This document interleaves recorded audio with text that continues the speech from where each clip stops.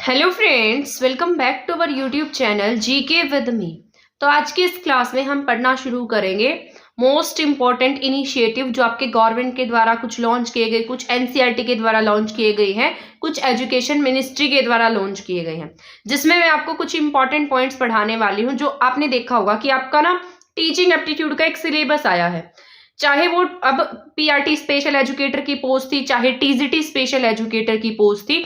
इसके साथ साथ कल जो पीजीटी का सिलेबस आया उसमें आपने टीचिंग एप्टीट्यूड देखा होगा, तो तीनों में ही टीचिंग एप्टीट्यूड सेम दिया गया है। तो जो चंडीगढ़ पीआरटी वाले बच्चे हैं वो ये अंदाजा लगाकर चले कि उनका भी जो टीचिंग एप्टीट्यूड का सिलेबस है वो वैसा का वैसा रहने वाला है, क्योंकि ये दोनों में सेम था। तो इसमें भी हम ये लगाकर चल सकते हैं, क्योंकि आपका सिलेबस अभी तो डिफाइन तरीके से नहीं आया, लेकिन जितना भी हम यहाँ से अज्यूम कर सकते हैं, क्योंकि इन दोनों का टीचिंग एप्टीट्यूड बिल्कुल सेम है, तो वहां से आप अंदाजा लगा सकते हैं कि आपको भी सेम ऐसे ही टॉपिक्स देखने को मिलने वाले हैं। तो मैं आपको वैसा ही रिलेट करके पढ़ा रही हूँ। आपने देखा होगा एनईपी हमने पढ़ लिया, एनसीएफ पढ़ लिया है, एफएलएन मैंने आपको पढ़ा दिया, निपुण पढ़ा दिया, क्योंकि ये इन्हीं से रिलेटेड है। ठीक है, इसके साथ साथ आरटी मैंने आपको पढ़ा दिया है। तो ये आपके इंपॉर्टेंट है जो मैं आपको पढ़ाती जा रही हूँ। आज की इस क्लास में आपने देखा होगा आपके वहां पर कुछ डिजिटल प्लेटफॉर्म लिखे गए हैं, तो हम इनमें डिजिटल प्लेटफॉर्म्स को ही पढ़ने वाले हैं। तो ये डिजिटल प्लेटफॉर्म में आपने देखा होगा दीक्षा को मेंशन किया गया था, उसके साथ साथ स्वयं को मेंशन किया गया था। स्वयं जो कोरोना में लॉन्च हुआ था, जिसके थ्रू टीवी के थ्रू एजुकेशनल स्टडी वाले जो चैनल्स हैं वो लॉन्च किए गए थे, तो वो सारे हम इस क्लास में पढ़ेंगे। और ये आपके एग्जाम को ध्यान में रखकर ही मैंने इसमें ये सारे ऐड किए हैं। जैसे भी यहाँ पर निष्ठा है, सफल पोर्टल है, ठीक है, इसके साथ साथ जैसे यहाँ पर सफल पोर्टल हो गया, ठीक है, इसके साथ जैसे दीक्षा है, दीक्षा आपका इंपॉर्टेंट है। दीक्षा के साथ साथ कुछ इंपॉर्टेंट NPOER है, RKSK है, ये सब क्या है, पीसा क्या है, सार्थक क्या है, ठीक है, जो स्वयं प्रभा क्या है। तो ये सारा मैं आज की क्लास में आपको पढ़ाऊंगी। मान लो इससे रिलेटेड कुछ पॉइंट्स रह भी जाते हैं तो मैं आपको नेक्स्ट क्लास में करा दूंगी, बट आज की क्लास में हम ये सारे ही टॉपिक पढ़ने वाले हैं, क्योंकि आपके सिलेबस में मेंशन है। तो सिलेबस के अकॉर्डिंग हम इसको पढ़ेंगे। इसके साथ साथ हमारा कुछ एक्स्ट्रा पॉइंट पढ़ना भी जरूरी होता है। तो अब मैं चाहती तो आपको सिर्फ और सिर्फ ये 2 टॉपिक ही करा देती और अपनी जो सिरदर्दी है उसको खत्म कर देती, लेकिन मैं ऐसा सोचती हूँ कि आपका कोई टॉपिक रहना नहीं चाहिए। अगर मान लो इन टॉपिक्स में से भी कोई क्वेश्चन आ जाता है तो आपका रह ना जाए, आपको इतने अच्छे से सारे टॉपिक पढ़ लेने हैं। ठीक है, तो समझ में आ रहा है जितना मैं आपको समझा रही हूँ। तो आपको ये सारे के सारे टॉपिक्स पढ़ते जाने हैं। ये सारे के सारे डिजिटल प्लेटफॉर्म्स हैं, लर्निंग के जो डिजिटल प्लेटफॉर्म है। ठीक है, तो आपको ये सारे के सारे पढ़ने हैं। ऐसा नहीं है कि अगर ये आपके सिलेबस में नहीं दिए तो आपको ये करके नहीं जाने हैं। आपने कई बार देखा होगा कि कुछ टॉपिक ऐसे होते हैं जो हमारे सिलेबस में मेंशन नहीं होते, लेकिन उनमें से एग्जाम में क्वेश्चंस आते हैं। तो ये कुछ उस तरीके के ही टॉपिक है। आपने देखा होगा केवीएस का जो सिलेबस था ना, केवीएस में ये सारे टॉपिक नहीं दिए गए थे, लेकिन केवीएस में इन टॉपिक्स में से भर भर कर क्वेश्चन दिए गए थे। तो वहां पर ऐसा मेंशन तो नहीं था कि इनमें से क्वेश्चन आएगा, लेकिन क्वेश्चंस आए। तो ऐसा ही आपके साथ भी हो सकता है, इसलिए आपको अच्छे से पढ़ना है। तो पहला पॉइंट तो मैंने आपको बताना था, ये आपको बता दिया है। दूसरा पॉइंट मैं आपको बता देती हूँ कि आज शाम 5 बजे तक आपका जो पीडीएफ बैच मैंने एग्जाम फैक्ट अकेडमी पर लगा रखा है, जो आपका 51 रुपीज का है, पता नहीं 49 का है, देख लेना, मैंने चेक नहीं किया। ठीक है, तो शाम को वहां पर उस प्लेटफॉर्म पर शाम को 5 बजे के बाद इसका प्राइस जो है वो 99 रुपीज हो जाएगा। तो जिसने परचेज नहीं किया है वो शाम को 5 बजे तक परचेज कर सकता है, अदरवाइज उसको ये पीडीएफ बैच 5 बजे के बाद 99 रुपीज में अवेलेबल होगा। तो यही बताना है। ठीक है, अब हम सारी बातों को छोड़कर हमारे पढ़ाई का जो काम है उसको शुरू करते हैं पढ़ना। तो सबसे पहले लिखा है निष्ठा। सबसे पहले तो हमें निष्ठा के बारे में पता होना चाहिए कि इसकी फुल फॉर्म क्या है, क्योंकि मैंने आपको जितने भी टॉपिक्स पढ़ाए हैं सबके बारे में बताया है। क्योंकि एक बार अगर हम इनकी फुल फॉर्म्स जान लेते हैं तो हमें इनका मीनिंग, आधे से ज्यादा मीनिंग तो ऐसे ही समझ में आ जाता है कि किससे रिलेटेड होगा। तो सबसे पहले मैं आपको इसकी फुल फॉर्म बताने वाली हूं। एन, इसकी पूरी स्पेलिंग याद रखें पहले तो, NISHTHA, निष्ठा। ठीक है ना। अब निष्ठा का मतलब क्या है? निष्ठा का मीनिंग है national initiative for school heads and teacher holistic advancement. ठीक है, तो पहले तो आपको इसकी पूरी की पूरी फुल फॉर्म ही याद रखनी है कि इसका पूरा नाम क्या है। तो अगर इसके पूरे नाम की बात की जाए तो सबसे पहले एन से क्या बनेगा? नेशनल। ठीक है, आई से बनेगा initiative for school heads and teachers holistic advancement, ठीक है। तो ये क्या हो जाता है, निष्ठा हो जाता है। अब यहाँ पर किस किस की बात की गई है, स्कूल हेड की, टीचर्स की और इनके एडवांसमेंट की बात की गई है, यानी कि कहीं ना कहीं ये स्कूल के टीचर्स से रिलेटेड है। तो निष्ठा किससे रिलेटेड होगा, स्कूल के टीचर से रिलेटेड होगा, जैसा किसके नाम से हमें पता लग रहा है। इसमें अब ये यहाँ पर आपको पता है, आपकी जो नई एजुकेशन पॉलिसी आई थी, मैंने आपको सारी पढ़ाई है, उसका मेन मोटिव ये था कि ये जो पॉलिसी है वो ओनली जो स्टूडेंट है उन पर बेस नहीं है। मतलब इसमें टोटली जो ध्यान है वो स्टूडेंट के साथ साथ टीचर्स पर भी दिया जाएगा, टीचर्स की ट्रेनिंग पर भी ध्यान दिया जाएगा, क्योंकि टीचर्स ही जो होते हैं वही आगे बच्चों को पढ़ाते हैं, वही बच्चों का फ्यूचर शेप करने का काम करते हैं। तो इसलिए वो टीचर पर बेस था, यानी कि टीचर ट्रेनिंग पर बेस था। तो एनईपी में ऐसा कहा गया, तो उसी के तहत किसको लॉन्च किया है हमने, निष्ठा को लॉन्च किया है, जो किसकी बात करता है, टीचर्स ट्रेनिंग की अनिवार्यता की बात करता है, ठीक है। तो निष्ठा के थ्रू हम क्या करेंगे, टीचर्स की एडवांसमेंट करने का काम करेंगे, और ये क्या है, इनिशिएटिव है, ठीक है। तो यहाँ पर इसका एम भी मैंने लिखा है, इसका एम क्या है, कैपेसिटी बिल्डिंग टीचर, टीचर की कैपेसिटी को बिल्ड करना। अब यहाँ पर इसके ट्रेनिंग, यानी किसके थ्रू यहाँ पर क्या दी जाएगी, टीचर्स को ट्रेनिंग दी जाने वाली है। अब ना ये 3 फेजेस में है, जैसे निष्ठा 1.0 है, निष्ठा 2.0 है और निष्ठा 3.0 है। तो ये 3 लेवल पर है, इनका ट्रेनिंग प्रोग्राम जो है वो 3 लेवल पर चलता है। जैसे आपको पता, आपके पीआरटी टीचर होते हैं, टीजीटी टीचर होते हैं, पीजीटी टीचर होते हैं, वैसे ही निष्ठा जो है अलग अलग टीचर्स के लिए ट्रेनिंग की बात करता है, जिसमें निष्ठा 1.0, निष्ठा 2.0, निष्ठा 3.0 है। अब यहाँ पर हम पढ़ लेते हैं 1.0 किसके लिए है, 2.0 किसके लिए है और 3.0 किसके लिए है। सबसे पहले अगर हम निष्ठा 1.0 की बात करते हैं, तो ये आपका क्लास 1 से लेकर क्लास 8 तक के टीचर के ट्रेनिंग की बात करता है, ठीक है।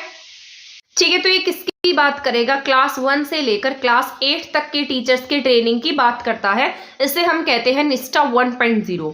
इसके बाद अगर हम निष्ठा 2.0 की बात करते हैं, तो निष्ठा 2.0 है क्लास 9 से लेकर क्लास 12 तक के टीचर की ट्रेनिंग की बात करता है। अगर हम निष्ठा 3.0 की बात करते हैं, तो ये निपुण भारत को इंक्लूड करता है और इसमें ECCE और ये क्लास 5 तक की बात करेगा, ठीक है। तो 3.0 वाला फॉर पीआरटी टीचर हम कह सकते हैं, ये इसमें ECCE से लेकर क्लास 5 तक के बच्चों की बात कही गई है। 2.0 में 9 to 12 तक के जो टीचर्स हैं उनकी ट्रेनिंग की बात की गई है, बच्चों की नहीं, सॉरी, टीचर्स की ट्रेनिंग की बात करता है ये, ठीक है। तो 3 लेवल्स है। पहला लेवल 1.0 जो है वो 1 से 8 तक, ठीक है, इनके टीचर्स की ट्रेनिंग की बात करेगा। निष्ठा 2.0 क्लास 9 से 12 तक के टीचर्स की बात करेगा और निष्ठा 3.0 ECCE से लेकर क्लास 5 तक के टीचर्स की ट्रेनिंग की बात करता है। तो निष्ठा कहीं ना कहीं किससे रिलेटेड है, टीचर्स और स्कूल के हेड के ट्रेनिंग से रिलेटेड प्लेटफॉर्म है। इसके बाद हम सेकंड पढ़ लेते हैं, जिसका नाम है सफल। सफल का मतलब होता है structured assessment for analysing learning, ठीक है। तो पहले तो आपको इसका मीनिंग मतलब इसकी फुल फॉर्म ही पता होनी चाहिए, सफल का पूरा नाम क्या है। तो इसके पूरे नाम की बात करेंगे तो structural assessment for analyse learning, यानी कि एक स्ट्रक्चर तरीके का क्या है, यहाँ पर असेसमेंट होना चाहिए लर्निंग को एनालाइज करने के लिए। तो यही इसका नाम क्या है, सफल पोर्टल है ये। तो ये सारे कहीं ना कहीं ऑनलाइन प्लेटफॉर्म्स हैं, जैसे यहाँ पर स्ट्रक्चर तरीके से क्या किया जाएगा, लर्निंग को एनालाइज किया जाएगा। अब पूछा जा सकता है कि जो सफल है वो किसके द्वारा लॉन्च किया गया या किसकी इनिशिएटिव है, किसके द्वारा शुरुआत की गई है। तो सफल पोर्टल जो है वो CBSE के द्वारा ही लॉन्च किया गया है। आप यहाँ पर देखेंगे ज्यादातर जो पोर्टल है वो या तो CBSE लॉन्च करेगा या फिर NCERT लॉन्च करेगा, क्योंकि स्कूल एजुकेशन जो है ना वो यहीं पर आपको ज्यादा देखने को मिलती है, ये ज्यादा प्रमोशन तरीके से प्रमोट करते हैं, ठीक है। जैसे इसके बाद यहाँ पर किसके द्वारा इंट्रोड्यूस किया गया, CBSE के द्वारा इसको इंट्रोड्यूस किया गया है। अब यहाँ पर जो सफल है उसका क्या एम है, सबसे पहले तो यहाँ मैंने लिखा है बेसिक लर्निंग आउटकम। सफल में सबसे पहले क्या होगा, यहाँ पर हमें बच्चे को इस तरीके से असेस करना है कि बच्चे का एक क्या हो, यहाँ पर एक आउटकम निकल कर आए, यानी कि वहां से बच्चा कुछ ना कुछ सीखे, उसकी एक बेसिक लर्निंग आउटकम हो। इसके साथ साथ जो असेसमेंट है वो कैसी होनी चाहिए, कॉम्पिटेंसी बेस होनी चाहिए, और यहाँ पर जो कॉम्पिटेंसी है वो हेल्दी कॉम्पिटिशन होना चाहिए। ये नहीं है कि हम बच्चे के अंदर कोई नेगेटिव थॉट क्रिएट करेंगे, यहाँ पर हमें बच्चे के अंदर क्या क्रिएट करनी है, एक हेल्दी कंपटीशन बेस्ड असेस्ट करना है बच्चे को, ठीक है। इसको हम योग्यता आधारित असेसमेंट भी बोल देते हैं। तो जो ये सफल है ना, ये कौन सी ग्रेड के लिए है? ये ग्रेड 3 के लिए, ग्रेड 5 के लिए और ग्रेड 8 के लिए है। तो ये भी एग्जाम में पूछा जा सकता है कि जो सफल पोर्टल है वो कौन सी क्लास को इंक्लूड नहीं करता है, या कौन सी क्लासेस में इंक्लूडेड है। तो यहाँ पर only 3rd class, 5th class और 8th क्लास इसमें इंक्लूड होंगी। तो कॉम्पिटेंसी बेस्ड असेसमेंट क्या है? 3, 5 एंड 8th है। बेसिक लर्निंग आउटकम की बात करते हैं तो बेसिक लर्निंग आउटकम में ये सब आता है कि हमें असेसमेंट इस तरीके से करना है कि बच्चे की लर्निंग जो है उसका कुछ ना कुछ आउटकम निकले, और कॉम्पिटेंसी बेस्ड लर्निंग हो, यानी कि बच्चा जो है वो कंपटीशन के थ्रू यहाँ पर सीख पाए। तो ये सब किसका मोटिव था? सफल पोर्टल का मोटिव था। सफल किसके द्वारा लॉन्च किया गया है? सीबीएसई के द्वारा लॉन्च किया गया। आ गया समझ में सफल? ठीक है, इसके बाद हम नेक्स्ट पढ़ते हैं। और इसी दिन एक पोर्टल और लॉन्च हुआ था जिसे हम एआई के नाम से जानते हैं। आपने देखा होगा आज एआई का जो यूज है ना, यूज की बजाय मिसयूज ज्यादा बढ़ता जा रहा है। आपने देखा होगा बहुत सारी रील्स आपको देखने को मिलती होंगी जिसमें एआई के थ्रू फेस जो है उसको चेंज कर दिया गया है। तो एआई यही क्या है? आपकी आर्टिफिशियल इंटेलिजेंस है। जिस दिन आपका सफल पोर्टल लॉन्च हुआ था उसी दिन आपका एआई लॉन्च हुआ। इसका पूरा नाम क्या था? एआई फॉर ऑल, यानी कि जो एआई है वो सबके लिए है। आर्टिफिशियल इंटेलिजेंस जो है वो क्या है? सबके लिए है। अब इसमें मैं स्टडी में क्यों पढ़ा रही हूँ? क्योंकि कहीं ना कहीं आप यहाँ से, जैसे ये जितने भी ऑनलाइन प्लेटफॉर्म होते हैं ये एजुकेशन से भी जुड़े होते हैं, यहाँ से हमें कुछ ना कुछ सीखने को भी मिलता है। बट आज का टाइम ऐसा है कि इन चीजों का जो मिसयूज है ना वो बढ़ता जा रहा है। तो एआई क्या है? आर्टिफिशियल इंटेलिजेंस है। सफल पोर्टल लॉन्च होता है उसी दिन इसको लॉन्च किया जाता है। अब आपका मोस्ट इंपॉर्टेंट है दीक्षा। इसको अच्छे से पढ़ना, अच्छे से समझना, यहाँ से क्वेश्चंस आने के पूरे चांसेस रहेंगे क्योंकि आपके सिलेबस में दिया गया है। ठीक है, तो सबसे पहले यहाँ पर लिखा गया है दीक्षा। दीक्षा के अगर पूरे नाम की बात करते हैं तो दीक्षा का पूरा नाम है डिजिटल इंफ्रास्ट्रक्चर। तो इसका नाम क्या है? Digital infrastructure for knowledge sharing. तो नॉलेज शेयरिंग का क्या है? कि ये डिजिटल इंफ्रास्ट्रक्चर है किसका? नॉलेज शेयर करने का। इसी को हम ई ऑनलाइन प्लेटफॉर्म के नाम से जानते हैं। अगर इसकी लॉन्चिंग डेट की बात की जाए तो ये कब लॉन्च होता है? आपके 5 सितंबर 2017 को लॉन्च होता है। ठीक है, टीचर्स डे वाले दिन। तो 5 सितंबर 2017 को किसे लॉन्च करते हैं? दीक्षा को लॉन्च करते हैं। ठीक है, तो दीक्षा आपसे पूछा जा सकता है कि कब लॉन्च होता है? तो 5 सितंबर 2017 को दीक्षा लॉन्च हुआ है। आपसे लॉन्चिंग डेट पूछी जा सकती है तो ध्यान से सुननी है और अपनी नोटबुक में नोट कर लेनी है। ई ऑनलाइन प्लेटफॉर्म है, digital infrastructure for knowledge sharing है। एक तरीके का क्या है? डिजिटल इंफ्रास्ट्रक्चर है जहां पर आप कोई भी ई नॉलेज शेयर कर सकते हैं और आपको यहाँ से कोई भी नॉलेज मिल सकती है। टाइप ऑफ इसमें ई कंटेंट देखने को मिलेगा, ई बुक्स देखने को मिलेंगी। और यहाँ पर ये किससे प्राप्त होंगी? जैसे एनसीईआरटी है, सीबीएसई की बुक्स है, एनसीईआरटी की बुक्स है, ये आपको दीक्षा पर देखने को मिल जाएंगी। अब मान लो अगर आपको एनसीईआरटी की बुक्स पढ़नी है तो आप दीक्षा ऐप को भी डाउनलोड कर सकते हैं, वहां से आप सारी की सारी बुक्स रीड कर सकते हैं। ये शुरुआत किसके द्वारा की गई थी? इसकी शुरुआत की गई है एनसीईआरटी के द्वारा। ठीक है, तो जो आपका ये एनसीईआरटी है इसके द्वारा क्या किया गया? इसको लॉन्च किया गया, या ये इसका शुरुआत है, इसकी इनिशिएटिव है, ऐसा बोल सकते हैं। इसका जो मेन मोटिव है वो ये है कि हम क्या करेंगे? यहाँ पर नॉलेज को शेयर करेंगे एनीवेयर एंड एनी टाइम। मतलब जो भी नॉलेज है, जितना भी यहाँ पर कंटेंट है वहां उसके थ्रू हम क्या कर सके? लोगों तक नॉलेज पहुंचा सके, एनीवेयर, कहीं भी, किसी भी हिस्से में, और एनी टाइम, किसी भी टाइम। ठीक है, तो ये दीक्षा का क्या है? मोटिव है। इसके बाद बात कर लेते हैं, ये 18 भाषाओं में शामिल है, मतलब 18 भाषाओं में दिया गया है। दीक्षा जो है ये किसकी इनिशिएटिव थी? एनसीईआरटी की इनिशिएटिव है। इसके साथ साथ इसमें एनसीटीई ने भी काम किया है और इसके साथ साथ भारत सरकार शिक्षा मंत्रालय का भी इसमें योगदान है। तो दीक्षा इस तरीके से एक बड़ा ऑनलाइन प्लेटफॉर्म हम कह सकते हैं। एनईपी 2020 के तहत डिजिटल एजुकेशन पाने में क्या करेगा? दीक्षा हेल्प करने वाला है, तभी हम इसको पढ़ रहे हैं। तो सबसे पहले मैंने आपको क्या बताया, इसका फुल फॉर्म आपको अच्छे से पता होना चाहिए, digital infrastructure for knowledge sharing. ठीक है, इसके बाद ई ऑनलाइन प्लेटफॉर्म है, ई कंटेंट प्रोवाइड कराता है, ई बुक्स प्रोवाइड कराता है। यहाँ पर आपको एनसीईआरटी की बुक, इसके साथ साथ आपको जो ई बुक्स है, मतलब सीबीएसई की बुक्स है, वो देखने को मिल सकती है। शुरुआत की बात करेंगे तो एनसीईआरटी की शुरुआत है, बट इसमें एनसीटीई और इसके साथ साथ जो आपका एजुकेशन मिनिस्ट्री है उसका भी योगदान देखने को मिलता है।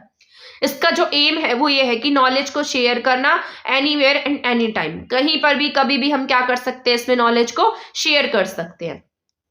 18 भाषाओं में है। तो और इसका जो मेन मोटिव है, ये क्या करेगा, मतलब ये हेल्प करेगा कहीं ना कहीं एनईपी 2020 के टारगेट्स को अचीव करने में। तो ये क्या है, एक दीक्षा प्लेटफॉर्म है। ठीक है, तो ई कंटेंट टाइप का प्लेटफॉर्म है जहां से आप ई कंटेंट देख सकते हैं, ई बुक्स पढ़ सकते हैं। ठीक है, आ गया समझ में। इसके बाद हम नेक्स्ट पॉइंट पर चलते हैं, एसई शगुन। एसई शगुन की अगर हम बात करते हैं तो एसई शगुन जो है वो आपका स्कूल एजुकेशन से रिलेटेड है। यहाँ पर एसएचए का मतलब शगुन हम कह सकते हैं। तो शगुन का मतलब क्या है, यहाँ पर शाला, शगुन का मतलब एसएचए से बनेगा शाला, गुण का मतलब गुणवत्ता। शाला हम किसे कहते हैं, जब पाठशाला होती है, स्कूल होता है। गुणवत्ता का मतलब क्वालिटी, यानी कि स्कूल की क्वालिटी को इसमें इंप्रूव करना है। ठीक है, तो ये क्या है, आपका शगुन है। तो स्कूल की क्वालिटी को इंप्रूव करना इसका काम है। डिजिटल प्लेटफॉर्म है ये फॉर प्रोवाइड इंफॉर्मेशन प्रोवाइड कराता है डिजिटल फॉर्म में। तो यहां से इसके थ्रू हम क्या कर सकते हैं, डिजिटल फॉर्म में कोई भी इंफॉर्मेशन जो है वो हमें इसके थ्रू मिल सकती है। इसके बाद एक प्लेटफॉर्म और लिखा है मैंने, NPOER। तो इसका पूरा नाम पढ़ लेना, ये भी एक डिजिटल प्लेटफॉर्म है। इसका पूरा नाम है national repository of open educational resource. ठीक है, तो यहां तक आप इसका जो फुल फॉर्म है उसको रीड कर लेना। इसके बाद हम नेक्स्ट पॉइंट पर चलते हैं, RKSK। इसका पूरा नाम जो है वो आपको अच्छे से पढ़ना है क्योंकि इंपॉर्टेंट है। ये जब एडोलोसेंस का टॉपिक मैं आपको पढ़ाऊंगी तो उसमें भी दिया गया होगा। एडोलोसेंस का टॉपिक आपको जरूर पढ़ना है जो पीजीटी वाले कैंडिडेट है, क्योंकि आप जो है ना वो जो एडोलोसेंट बच्चे होते हैं उन्हीं को पढ़ाने जा रहे हैं। तो आपको एडोलोसेंस का टॉपिक जो वो कंप्लीट डिटेल के साथ में आना चाहिए कि कहाँ पर सबसे पहले एडोलोसेंस की लैब लगी थी, एडोलोसेंस के लिए कौन से कार्यक्रम है, कौन सा इनिशिएटिव शुरू किया गया है, कौन सी स्कीम है। तो वो सारा आपको अच्छे से आना चाहिए। तो यहाँ पर लिखा है RKSK, इसका मतलब है राष्ट्रीय किशोर स्वास्थ्य कार्यक्रम। इसका पूरा नाम क्या बनता है, राष्ट्रीय किशोर स्वास्थ्य कार्यक्रम। इसमें बात किसकी कही गई है, किशोरों के हेल्थ की बात की गई है, या फिर जो एडोलोसेंस होते हैं, मतलब जो एडोलोसेंट चाइल्ड होते हैं उनके हेल्थ की बात करता है। और एज ग्रुप इसमें कितना आता है, 10 to 19 ईयर का एज ग्रुप इसमें इंक्लूड होता है। तो इसका नाम क्या है, RKSK है। इसके बाद नेक्स्ट पॉइंट की अगर हम बात करते हैं, पीसा की बात करते हैं, तो इसका पूरा नाम है program for international student assessment. तो पीसा का नाम क्या है, पूरा फुल फॉर्म की बात करेंगे तो program for international student assessment. 15 साल तक के बच्चों का इसमें पीसा टेस्ट किया जाता है, उनसे क्वेश्चन आंसर पूछे जाते हैं। ठीक है, और मतलब अगर मान लो बच्चा 7th क्लास में है तो उससे इसमें यहाँ पर 6th क्लास के क्वेश्चन पूछे जाएंगे। यही क्या होता है, उसका पीसा टेस्ट है, यानी कि उसकी प्योर नॉलेज कितनी है, उसकी पहले की नॉलेज कितनी है, उसने पहले वाली क्लास में कितना सीखा है, उस नॉलेज को पीसा टेस्ट के अकॉर्डिंग चेक किया जाता है। तो ये क्या आपका पीसा टेस्ट है, program for international student assessment. इसके बाद सार्थक की बात कर लेते हैं। तो सार्थक भी आपका इंपॉर्टेंट है, इसको भी पढ़ना आपका जरूरी है। ठीक है, तो अब हम पढ़ लेते हैं सार्थक के बारे में कि सार्थक प्लेटफॉर्म क्या है। सार्थक की अगर हम बात करते हैं तो इसमें students and teacher holistic advancement through quality education.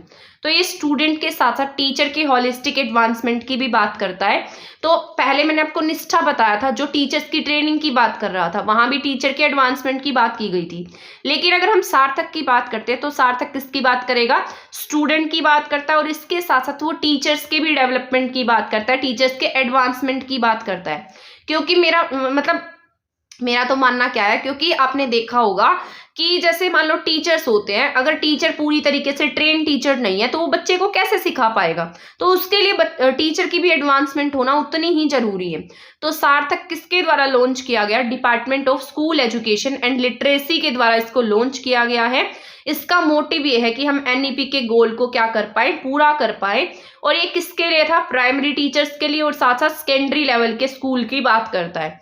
तो ये स्टूडेंट्स की और साथ साथ टीचर्स की बात करता है, साथ साथ इंक्लूसिव एजुकेशन की बात करता है। आपके सिलेबस में इंक्लूसिव एजुकेशन का भी टॉपिक है। तो इंक्लूसिव एजुकेशन से रिलेटेड जितना भी होगा, जैसे RPWD जितना भी है ना, ये सारा मैं आपको पढ़ाने वाली हूँ। जितना भी एक्ट दिया गया, कितने टाइप की डिसेबिलिटी है, ये सारा इंक्लूसिव में ही पढ़ते हैं, तो वो सारा मैं आपको करा दूंगी। ठीक है, तो ये शायद हमारा ये जो ऑनलाइन पोर्टल वाला है ये लास्ट क्लास है। इसके बाद कल मैं थ्योरी की क्लासेस स्टार्ट कर दूंगी। तो आपका ऐसे जो सिलेबस बहुत ज्यादा नहीं दिया गया टीचिंग एप्टीट्यूड का, तो उसको भी आप बहुत अच्छे से कर लेंगे ना, तो वहां से भी आप 10+ मार्क्स ला सकते हैं 15 में से। तो आराम से आपके अच्छे मार्क्स आ जाएंगे अगर इन टॉपिक्स को बहुत अच्छे से पढ़ लेते हैं तो, और इसकी साथ साथ प्रैक्टिस करते हैं तभी। अगर प्रैक्टिस नहीं की है, सिर्फ थ्योरी पढ़ी है ना, तो क्वेश्चन सोल्व नहीं होंगे। लेकिन अगर आपने थ्योरी भी पढ़ी और साथ साथ यहाँ क्वेश्चन सोल्व कर लिया तो मैं गारंटी के साथ कह सकती हूँ एग्जाम में आप 10 से अबव मार्क्स आसानी से ला सकते हैं। ठीक है ना। तो एनईपी के गोल को पूरा करना क्या था, इसका मोटिव था, ये for primary and secondary level student की बात करता है, इंक्लूसिव एजुकेशन की बात करता है, साथ साथ ये किसकी बात करता है, टीचर और स्टूडेंट के होलिस्टिक डेवलपमेंट की बात करता है। इसका नाम क्या है, सार्थक है। किसके द्वारा लॉन्च किया गया, रमेश पोखरियाल के द्वारा इसको लॉन्च किया गया था। रमेश पोखरियाल उस समय हमारे एजुकेशन मिनिस्टर थे, लेकिन आज हमारे एजुकेशन मिनिस्टर की बात की जाए तो धर्मेंद्र प्रधान जो है वो आपके शिक्षा मंत्री हैं। जब यहाँ पर आपके जो 75वां अमृत महोत्सव मनाया जा रहा था उसके एक भाग के रूप में इसको क्या किया गया, लॉन्च किया गया था। तो सार्थक इनिशिएटिव किसका है, यहाँ पर सार्थक इनिशिएटिव जो है स्कूल एजुकेशन एंड लिटरेसी के द्वारा इसको लॉन्च किया गया। फुल फॉर्म की अगर बात करेगा तो students and teachers holistic advancement through quality education इसका पूरा नाम है।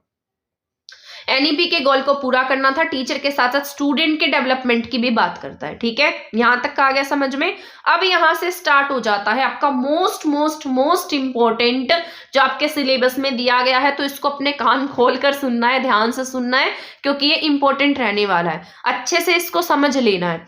तो सबसे पहले अब हम पढ़ने जा रहे हैं स्वयं प्रभा। ठीक है, सबसे पहले तो हमें पता होना चाहिए कि स्वयं प्रभा जो है ये अस्तित्व में कब आया था। तो ये 9 जुलाई 2017 को क्या आया है, फॉर्मेशन में आया है। तो 2017 की बात हो रही है, दीक्षा भी 2017 में आया था ना, स्वयं भी कब आता है, 2017 में आता है। तो 9 जुलाई 2017 को स्वयं प्रभा अस्तित्व में आया। इस समय अगर आपके प्रेसिडेंट की बात की जाए तो यहाँ पर प्रेसिडेंट थे प्रणब मुखर्जी जी। ये प्रणब मुखर्जी जी ने ही इनको क्या किया था, लॉन्च करने का काम किया था 9 जुलाई 2017 को। तो 9 जुलाई 2017 को ये तीनों प्रोग्राम लॉन्च हुए हैं। एक तो स्वयं लॉन्च हुआ, स्वयं प्रभा लॉन्च हुआ, और इसके साथ साथ नेशनल एकेडमिक डिपॉजिटरी लॉन्च होता है। तो ये 3 इनिशिएटिव लॉन्च किए गए थे, स्वयं प्रभा, नेशनल एकेडमिक डिपॉजिटरी। ठीक है, पहले ये एजुकेशन डिपार्टमेंट के अंडर नहीं था, पहले जो ये आपका ह्यूमन रिसोर्स डेवलपमेंट है, ministry of human resource development है, जिसे मानव विकास संसाधन मंत्रालय के नाम से हम जानते थे, उसके अंडर काम करता था। लेकिन आज आप देखेंगे, आज आपका जो एजुकेशन डिपार्टमेंट है वो इससे अलग कर दिया गया है। तो 9 जुलाई 2017 को आपके 3 इनिशिएटिव लॉन्च होते हैं, स्वयं प्रभा और नेशनल एकेडमिक डिपॉजिटरी NAD। स्वयं प्रभा की बात कर लेते हैं। तो पहले जब ये लॉन्च हुआ था, जब स्टार्ट हुआ था, तो इसमें 32 DTH चैनल थे। ठीक है, तो ये चैनल्स की बात करता है, जो ये आपके जो ये टीवी पर जो चैनल आते हैं उसमें एजुकेशनल चैनल्स की बात करता है। ठीक है, तो इसमें 32 DTH चैनल्स थे स्वयं प्रभा में जब ये लॉन्च हुआ था। ठीक है, जब स्टार्ट हुआ था। इसके बाद यहाँ पर है, बाद में इसको बढ़ा दिया गया, मतलब इसके चैनल्स जो हैं वो बढ़ गए हैं, तो शायद 40 के अराउंड इसके चैनल्स हैं, वो आगे हम जानने वाले हैं। इसमें जितने भी चैनल्स है ना वो सारे के सारे अगर हम बात करें तो 24/7 आवर्स 7 चलते हैं, यानी कि 24 घंटा चलते हैं, और 7 के 7 दिन चलेंगे 24 घंटा। ये नहीं है कि संडे है तो इनका प्रोग्राम नहीं आएगा या जो भी लेक्चर्स है वो नहीं आएंगे। तो सभी चैनल्स जो हैं वो 24/7 चलते हैं। इसको ये किससे चलता है, मतलब इसके लिए एक सैटेलाइट लॉन्च हुआ है जिसके थ्रू ये काम करता है। आपने देखा होगा, अगर मान लो चैनल्स है तो किसी न किसी सैटेलाइट के थ्रू आ रहे हैं आपके पास में, जब भी आप उनको सुन पा रहे हैं। तो ये GSAT 15 सैटेलाइट से चलता है। तो ये मोस्ट इंपोर्टेंट है, आपका इंपॉर्टेंट है, इसको लिख लेना। ठीक है, तो जो स्वयं प्रभा वो कौन से सैटेलाइट से चलता है, GSAT 15 सैटेलाइट से ये चलता है। सभी चैनल्स 24/7 चलते हैं। PM मोदी ने DTH के थ्रू इतने चैनल्स बढ़ाने का टारगेट दिया है, मतलब PM वैसे तो आपके अभी 40 के अराउंड है, लेकिन इसको जो बढ़ाने का काम है, क्या कहा है कि हम कितने चैनल कर देंगे, 280 चैनल्स का हम टारगेट रखेंगे। तो DTH के पूरे फुल फॉर्म भी पूछी जा सकते हैं, तो डायरेक्ट टू होम। ठीक है, मतलब घर बैठे सीधा डायरेक्ट है। तो 280 चैनल्स का टारगेट सेट किया गया है, लेकिन 280 चैनल्स नहीं है। कितना टारगेट है इनका, 280 चैनल्स का टारगेट है। 4 आवर्स का इसमें ना क्या होता है, मतलब जैसे आपके मान लो अब यहाँ पर मैं आपको पढ़ा रही हूँ तो मेरी वीडियो 30 मिनट की होगी, 40 मिनट की होगी, होता है ना इस तरीके से। तो वैसे ही यहाँ पर जो कंटेंट आपको देखने को मिलेगा इन चैनल्स पर, उसमें 4 आवर्स का न्यू कंटेंट होगा। ठीक है ना, तो 4 आवर्स का कंटेंट होता है, 4 घंटे का कंटेंट होता है, और दिन में कितनी बार रिपीट होगा, वो 5 बार रिपीट होता है। मतलब आप किसी भी टाइम सुन सकते हैं। तो 5 बार रिपीट होता है वो दिन में। तो 4 आवर्स का कंटेंट और न्यू कंटेंट होता है, ठीक है। इसे पूरे दिन में आप कितनी बार रिपीट होगा, 5 टाइम्स रिपीट होता है। डीटीएच चैनल्स जो है वो लिंक रहेंगे किससे, BISAG से, ठीक है। तो ये भी एक तरीके का एप्लीकेशन है BISAG। मतलब जो डीटीएच चैनल है वो किसके द्वारा, किससे लिंक है, ये BISAG गांधीनगर से लिंक है। आपने देखा होगा कुछ ना कुछ, जैसे मान लो आपको, आप जियो की कंपनी का नेटवर्क चला रहे हैं, तो जियो की कंपनी कहीं ना कहीं तो काम कर रही है, तो वहां से आपके क्या है, जैसे नेटवर्क वगैरह आता है, तो उसी तरीके से डीटीएच चैनल्स जो है वो किससे लिंक है, तो ये लिंक है आपके BISAG गांधीनगर से लिंक है, ठीक है। तो यहाँ पर इसका BISAG का पूरा नाम अगर पूछा जाए तो इसका नाम है Bhaskaracharya institute for space application. तो ये भी पूछा जा सकता है, तो इसका पूरा नाम क्या होगा, Bhaskaracharya institute for space application. आ गया समझ में। डीटीएच चैनल्स किससे लिंक होंगे, BISAG से, गांधीनगर से लिंक है। अगर BISAG का पूरा नाम पूछा जाता है तो इसका पूरा नाम है Bhaskaracharya institute for space application. अब इनको कंटेंट प्रोवाइड कौन कराता है, तो यहाँ पर इनको कंटेंट प्रोवाइड कराने का काम जो है, यहाँ पर ना मतलब इसको अलग अलग तरीके से डिवाइड किया गया है। कहीं पर ये हायर एजुकेशन की बात करता है, कहीं पर ये आपके स्कूल एजुकेशन की बात करता है। तो यहाँ स्कूल एजुकेशन की अगर ये बात करेगा तो इसको कंटेंट प्रोवाइड कराने का काम आपके NCERT कराएगी, CBSE कराएगी, NIOS कराएगा, KVS कराएगा, ठीक है। लेकिन अगर हम हायर एजुकेशन की बात करते हैं तो हायर एजुकेशन में जैसे आपके IITs हैं, UGC है, CEC है, ये सब क्या कराते हैं, इसमें कंटेंट प्रोवाइडर होते हैं। तो यही लिखा है मैंने, जैसे IITs, UGC, CEC, IGNOU, ये क्या कराते हैं, इसको कंटेंट प्रोवाइड कराने का काम करते हैं। अब इनका कोई ना कोई पोर्टल है, वेब पोर्टल है, उसको मेंटेन कौन करता है, तो इनके वेब पोर्टल को मेंटेन करने का काम करता है यहाँ पर INLIBENT सेंटर, जिसका पूरा नाम इंफॉर्मेशन एंड लाइब्रेरी नेटवर्क, इतना ही याद रख लेना, ठीक है। मतलब ये क्या करेगा, जैसे कोई भी न्यू इन्फॉर्मेशन ऐड हुई है तो ये क्या करेगा, इसको अपडेट कर देगा। तो ये क्या है, इंफॉर्मेशन एंड लाइब्रेरी नेटवर्क है। इसके बाद है DD स्वयं प्रभा चैनल्स को अपग्रेड किया गया MPEZ टू MPEZ4 से। मतलब पहले जो ये स्वयं प्रभा चैनल था, ये कहाँ तक काम करता था, MPEZ2 तक काम करता था, लेकिन आज इसको कहाँ पर अपग्रेड कर दिया गया, MPEZ4 तक अपग्रेड किया गया है। और ये जून 2023 तक हुआ है, ठीक है। लेकिन आज ये किस पे काम कर रहा है, MPEZ4 पे काम कर रहा है, जून 2023 तक हुआ है।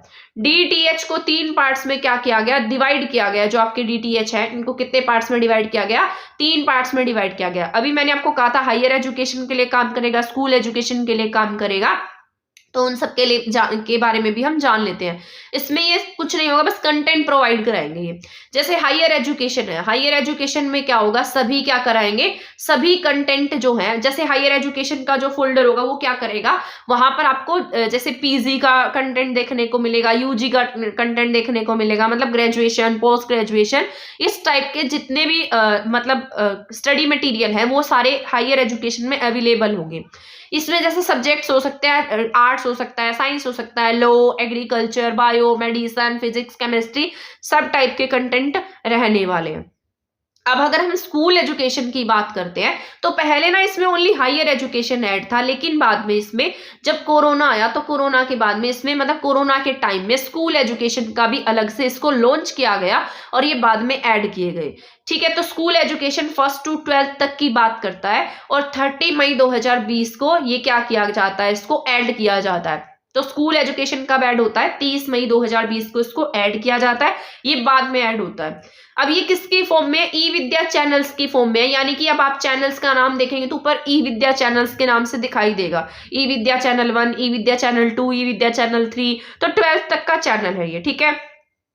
ई विद्या चैनल्स 12 ई विद्या चैनल्स हैं, बट आगे इनका टारगेट कितना है, 200 का टारगेट है। अभी at present E Vidya channels कितने देखने को मिलेंगे, 12 ई विद्या चैनल्स हैं।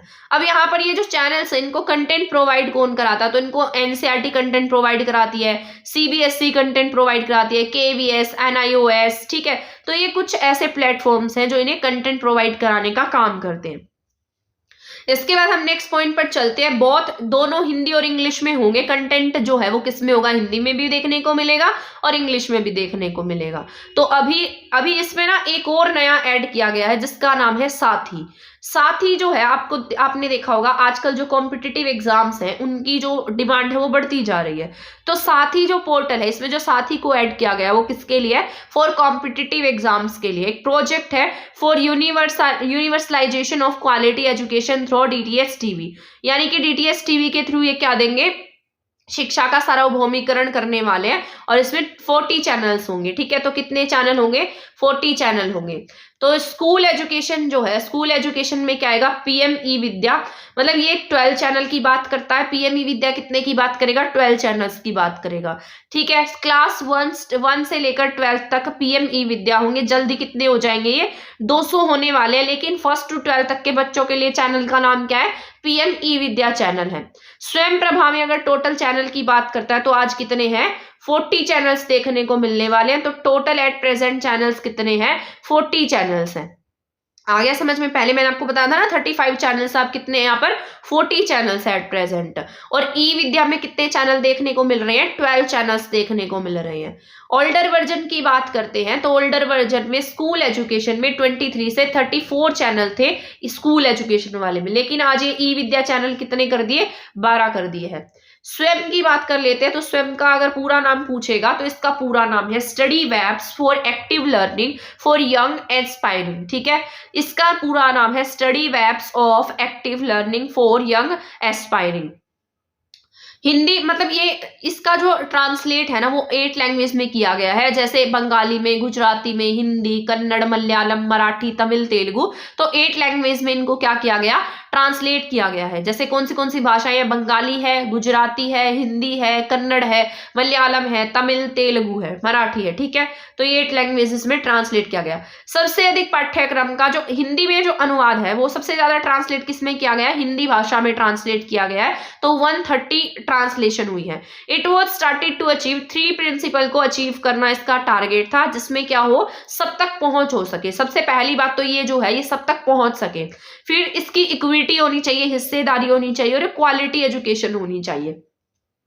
कैसे पहुंचाएंगे, तो यहाँ पर 520 कोर्स को डिलीवर करने का एक प्लेटफॉर्म है ये। 9th to पोस्ट ग्रेजुएट कोई भी इसको एक्सेस कर सकता है। ठीक है, तो यहाँ पर ये हो जाता है आपका स्वयं प्रभा, जो स्वयं मैंने आपको पढ़ाया है ये कंप्लीट। तो इसको एक बार अच्छे से रीड कर लेना क्योंकि आपका जरूरी रहने वाला है। ठीक है, और इम्पोर्टेंट भी है, और आपके एग्जाम में पूरे चांसेस है इसमें से क्वेश्चन आने के, क्योंकि आपके सिलेबस में स्पेशली मेंशन करके इसको लिखा गया है, तभी मैंने इसको इसमें स्पेशली मेंशन किया है। तो आप इस क्लास को देख लेना, यूजफुल रहेगी। तो आज की क्लास में इतना ही पढ़ेंगे, हम मिलेंगे अब नेक्स्ट क्लास में नेक्स्ट टॉपिक के साथ। तब तक आप चैनल के साथ बने रह सकते हैं। अगर आपने चैनल को सब्सक्राइब नहीं किया तो आप सब्सक्राइब कर देना, वीडियो को शेयर नहीं किया तो आप इसे शेयर भी कर सकते हैं। आगे कल की क्लास जो रहेगी वो मैं थ्योरेटिकल सेक्शन आपको कल स्टार्ट कराने वाली हूँ, जो आपके सिलेबस में दिया गया है उसी तरीके से मैं आपको पढ़ाऊंगी। ठीक है, तो चैनल के साथ बने रहना, चैनल को सब्सक्राइब करना, वीडियो को शेयर करना नहीं भूलना। और आज हमारे 7 के सब्सक्राइबर भी कंप्लीट हो गए हैं, तो उसके लिए आपका बहुत थैंक यू। आपके सहयोग के बिना ये बिल्कुल भी पॉसिबल नहीं था। तो आप इसी तरीके से हमारे चैनल को सपोर्ट करते रहे, हमारे चैनल के साथ बने रहे। मैं ऐसी पूरी उम्मीद दिलाती हूँ कि आगे आने वाले टाइम में आपको बेहतर कंटेंट ही देखने को मिलेगा। ठीक है, जितनी मैं आपकी हेल्प कर सकूंगी मैं उतनी आपकी हेल्प करूंगी। तब तक चैनल के साथ बने रहे। थैंक यू, धन्यवाद।